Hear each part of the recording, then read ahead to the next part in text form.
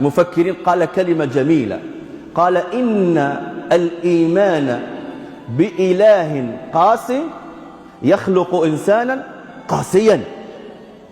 يعني أنت كيف رح تتصور هذا الإله هذا الذي تعبده؟ كيف هو؟ من هو؟ ولذلك تجد ناس، يعني لا تعجب إذا وجدت أناس من المسلمين وملتزمين ويصلون ويصومون وهم قساة القلب جفاة الطباع.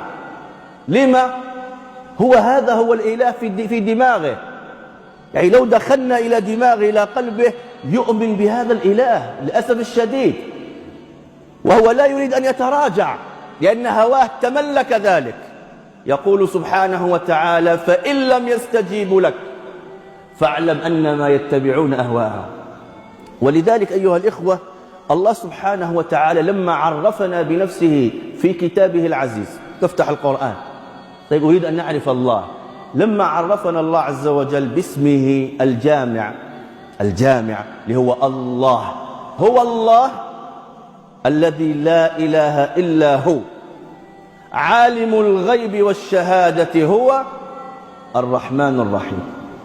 إذن الله هو الرحمن وهو الرحيم. أيها العباد الذين تعبدون الله، الله هو الرحمن هو الرحيم.